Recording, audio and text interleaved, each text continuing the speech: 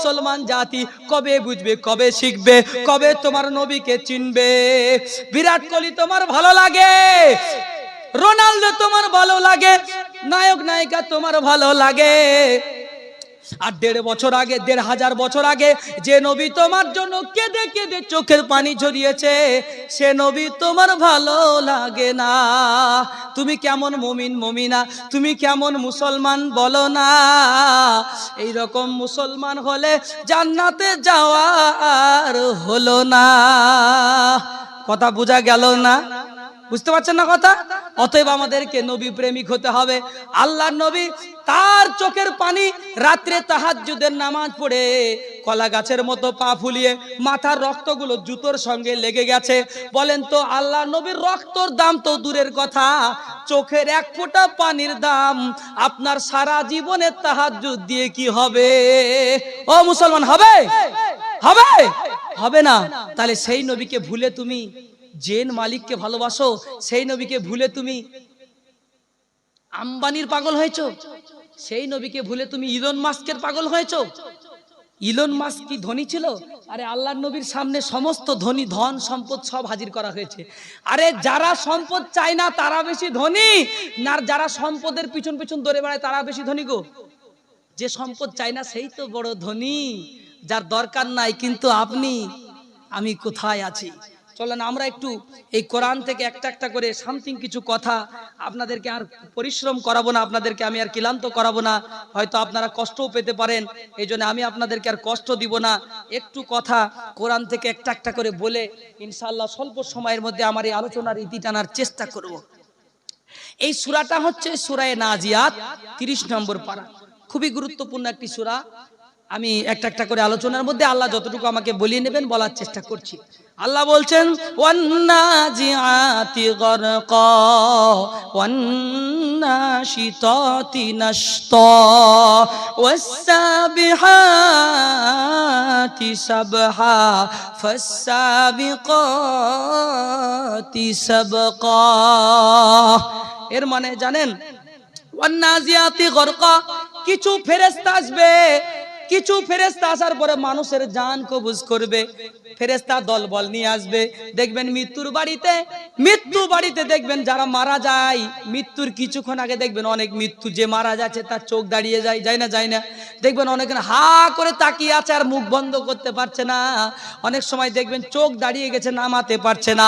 অনেক সময় চেহারা দেখে মনে হয় এত ভয় করছে, বিশাল ভয় পেয়ে গেছে। কারণ জানেন নাকি? হযরতে আজরাইল আলাইহিস সালাম তার দল বল নিয়ে বান্দার কাছে হাজির হয়ে গেছে। প্রায় 40 মিনিট আগে, প্রায় 40 দিন আগে থেকে যে বান্দা মারা যায়, কিছু কিছু তার কাছে সিম্বল পৌঁছে যায়, কিছু কিছু তার কাছে পরিচয় পৌঁছে যায়। হযরতে আজরাইল আলাইহিস সালাম যখন সামনে হাজির হয়ে গেছে, হযরতে আজরাইলের চেহারা দেখার পরে আর বান্দা থাকতে পারে না, এত ভয়ঙ্কর চেহারা আজরাইলের। এই মারাত্মক চেহারা দেখার পরে বান্দা ভয় খেয়ে গেল। কোরআন বলছে ওয়ান্নাজিআতি গরকা, রব্বুল আলামিন কয়েকজন ফেরেশতাকে পাঠালো। আর হযরতে আজরাইল আলাইহিস সালাম কি করলেন? লোকটার জান কবজ করার জন্য কি করে জান কবজ করলেন জানেন? ডুব দিয়ে জান কবজ করে নিয়ে চলে গেল, ডুব দিয়ে। আচ্ছা, ডুব দিয়ে জান কবজ করার মানে কি? অনেকে মনে করে কোরআন শরীফ পড়লেই বোঝা যায়, কোরআনের বাংলা পড়লেই অর্থ বুঝলেই কোরআন বোঝা যায়। আসলে তা না। কোরআন বোঝার জন্য শিক্ষক লাগে, কোরআন বোঝার জন্য উস্তাদ লাগে। ও মুসলমান জাতি, উস্তাদ নাই, শিক্ষক নাই, 10টা বুঝে আসবে, 5টা বুঝে আসবে না, ভুলভাল ফতোয়া দিয়ে বসে থাকবে। ও মুসলমান জাতি, বলছে ডুব দিয়ে জান কবজ করার মানে জানো? আল্লাহর নবীর কে দেওয়া সেই কোরআন এই সূরা নাজিয়াতের তাফসীরের মধ্যে মুফাসসিরিনে কেরাম লিখছেন ওয়ান নাজিয়াতে গরকা, ডুব দিয়ে জান কবজ করার মানে হলো একজন মুসলমানের যখন জান কবজ করা হয়, মুসলমান মুমিনদের 2 কোয়ালিটিতে জান কবজ করা হয়, কাফের বেঈমান আর মুসলমান মুমিন, এদের মধ্যে 2 কোয়ালিটিতে জান কবজ করা হয়। ফেরেশতারা আসার পরে জান কবজ করে। একটু ভালো করে খেয়াল করুন, খুব গুরুত্বপূর্ণ কথা বলছি কেন আমি। কিভাবে জান কবজ করে না তো মুফাসসিরিনে কেরাম লিখেছে, জান কবজ করার যখন আপনার মুখের ভিতর দিয়ে যখন হাত ঢুকিয়ে দেয়, তখন ওই রুহুটা পালিয়ে বেড়ায়, এই ধরতে যাবে আর রুহুটা পালিয়ে যাচ্ছে, একবার ডান দিকে যাচ্ছে, একবার বাঁ দিকে যাচ্ছে, একবার সামনে যাচ্ছে, একবার নিচে যাচ্ছে, একবার হাতের দিকে যাচ্ছে, একবার পায়ের দিকে পালিয়ে যাচ্ছে। এমন করতে করতে আপনার আঙুলের ডগা পর্যন্ত আপনার রুহটা পালিয়ে বেড়ায়। আর ফেরেশতারা ধরার চেষ্টা করে, আর ধরতে গিয়ে হালকা ধরা পড়ে, আর আপনার ওই রুহটা ছিঁড়ে ছিঁড়ে যায়।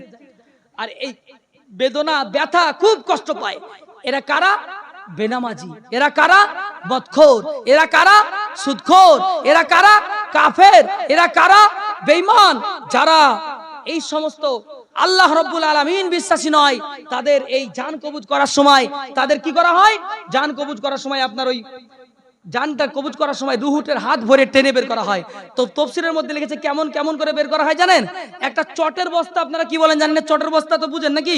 ওই চটের বস্তাতে যদি তীর মারা হয়, তীর যদি মারা হয় আর যদি ওই টানা হয়, দেখবেন চটের বস্তা ছিঁড়ে ছিঁড়ে বেরোবে। বেরোবে না? বেরোবে না? ছিঁড়ে ছিঁড়ে বেরোবে। ঠিক ওই রকম করে মানুষের রুহু কিন্তু পালিয়ে পালিয়ে বেড়ায়। আর ওই আজরাইল আলাইহিস সালাম যখন এইভাবে ধরতে গায়, আর ও কিন্তু পালিয়ে পালিয়ে বেড়ানোর চেষ্টা করে, তো ওই টেনে টেনে ছিঁড়ে ছিঁড়ে তার জান কবুজ করে। এরকম তাফসীর অনেকেই করেছেন। তো এই হচ্ছে আপনার জান কবুজ করার একটা কষ্ট। তারপরে আয়াতে বলছে ওয়ান্নাশিতাতি নাশতা, আর যারা ইমানদার হবে, নামাজি হবে, আল্লাহওয়ালা হবে, তাদের মৃত্যুটা কেমন হবে জানো? মনে হবে একটা ফাঁস গিট দিয়েছে, গিটটা টান দিলে যেমন সহজ করে একটা গিট দিয়েছে দড়িতে, আর ওই গিটটা টান দিলে যেমন সাথে সাথে খুলে যায়, ওই রকম ভাবে একজন ইমানদার মুমিনের জান কবুজ হয়ে যায়। বলেন সুবহানাল্লাহ। ইমানদার আল্লাহওয়ালা যারা হবে, আল্লাহর নবীর ও মুসলমান জাতি, হযরত ইদ্রিস আলাইহিস সালামের কথা আপনারা শুনেছেন কিনা জানি না। হযরত ইদ্রিস নবীর কথা আপনারা শুনেছেন কিনা জানি না। হযরত ইদ্রিস নবী আল্লাহ রাব্বুল আলামিনের কাছে, আল্লাহ রাব্বুল আলামিনের কাছে হযরত ইদ্রিস আলাইহিস সালাম একদিন আবেদন করেছিলেন, ও আল্লাহ, দয়া করে মেহেরবানি করে আমার জন্য একটা কাজ করতে পারেন। ইদ্রিস নবী কি বলেছেন? গুরুত্বপূর্ণ একটা খুব সুন্দর ঘটনা আপনাদেরকে শোনায়।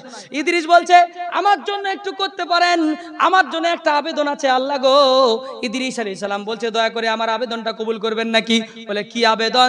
বলে, ও আল্লাহ, আমি বেশি দিন আমি বাঁচতে চাই, কিন্তু আল্লাহ আমার একটা স্বাদ, একটা শখ আছে।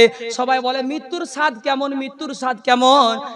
ইদ্রিস আলাইহিস সালাম বলছে, আল্লাহ, আমি মৃত্যুর স্বাদ আমি চাখতে চাই, মৃত্যুর স্বাদ চাখতে চাই। হযরত ইদ্রিস নবী মৃত্যুর স্বাদ চাখার জন্য আল্লাহর কাছে আপিল করলো।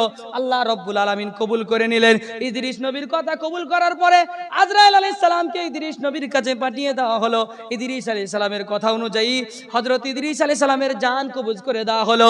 এই একজন ব্যক্তি পৃথিবীতে গেছে, যাকে সঙ্গে সঙ্গে রব্বুল আলামিন আবার জিন্দা করে দিয়েছিলেন। এই ইদ্রিস আলাইহিস সালাম কি করলেন? ইদ্রিস আলাইহিস সালাম যখন ইন্তেকাল করলেন, আজরাইল আলাইহিস সালাম জান কবুজ করে নেওয়ার পরে আবার কিছুক্ষণ পরে আজরাইল আলাইহিস সালামের সামনেই ইদ্রিস আলাইহিস সালাম আল্লাহর হুকুমে আবার জিন্দা হয়ে গেল। ইদ্রিস আলাইহিস সালামকে আজরাইল জিজ্ঞেস করছে, ও আল্লাহর নবী, একটু বলতে পারবেন আপনি যে মৃত্যুবরণ করলেন, মৃত্যুর স্বাদটা কেমন ছিল?